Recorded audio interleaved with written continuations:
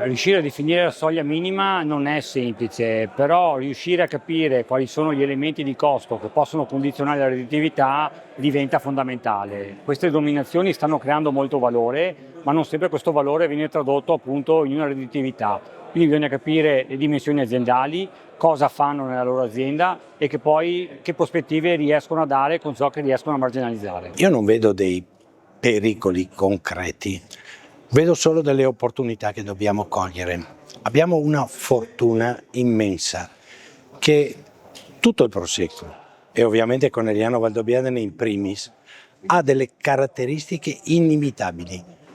È solo nel mondo ad avere quel gusto, quel profumo, quel particolare approccio che una persona può avere nei confronti di un vino facile da incontrare ma non banale. Ha un momento di consumo tutto suo, fa parte dello stile veneto di consumare, noi la chiamiamo un'ombra anche fuori pasto, appoggiati al banco. Non c'è un vino uguale, noi abbiamo esportato e fatto conoscere uno stile di vita, quindi l'unico nemico del mondo prosecco è il prosecco se stesso, perché non ci sono uguali. Qual è il pericolo? Il pericolo è che non sappiamo gestire un successo. Per saper gestire un successo bisogna saper dire anche qualche no. Non dobbiamo inseguire solo la crescita, dobbiamo inseguire la gestione dei nostri potenziali, dei nostri vigneti. Io sono tra quelli che sostengono che i tre consorzi hanno molte più cose da mettere insieme piuttosto che quelle che le dividono. Cito ad esempio un caso legato alla partenza che abbiamo fatto per quanto riguarda la sostenibilità con l'Asolo, la collaborazione con Conegliano Valdobbiadene e quindi 10 aziende che partono con la certificazione SQNPI legata alla sostenibilità ambientale, che dimostra che tra consorzi veramente possiamo fare tante cose insieme.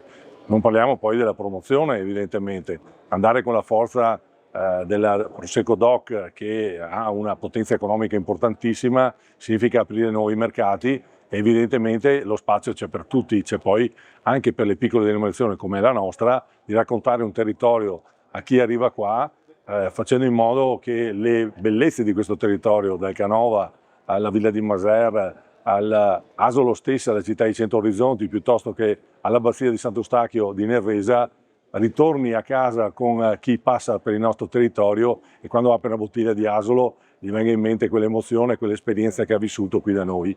E quindi l'ambasciatore di questo territorio, il vino, se come diceva Veronelli, è il canto della terra, sicuramente i nostri vini sapranno raccontare bene cos'è e quali sono i valori che questa terra rappresenta. Il ruolo dei consorzi è un ruolo fondamentale, hanno il ruolo del controllare e di mettere sul mercato la giusta quantità di vino per il suo valore.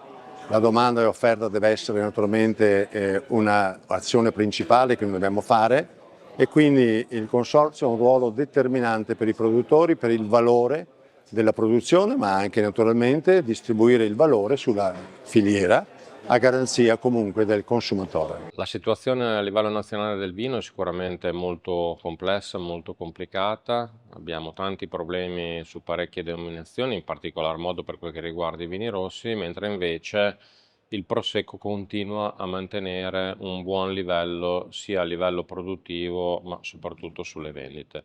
È chiaro che le raccomandazioni che ho portato oggi in questo contesto sono quelle legate a non abbassare mai la guardia, cercare comunque di dare continuità al lavoro che si è fatto negli ultimi anni, quindi significa produrre con qualità ma al tempo stesso accessibilità dei prezzi per i consumatori.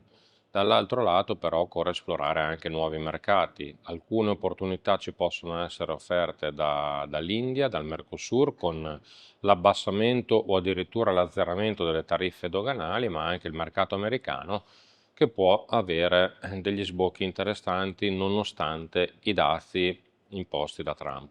Quindi io credo che sul Prosecco occorra comunque sviluppare delle politiche, ma soprattutto occorre rimanere tutti quanti uniti. Sicuramente il fare sistema, che è stata la chiave di volta di questi anni, deve esserlo anche negli anni a venire. Quindi occorre anche cercare di guardare, esplorare altri orizzonti, ma soprattutto occorre prevenire, non nascondere la polvere sotto il tappeto. Se c'è un problema va affrontato, e nell'affrontare questo problema sicuramente l'unità ci dà la possibilità di superarlo.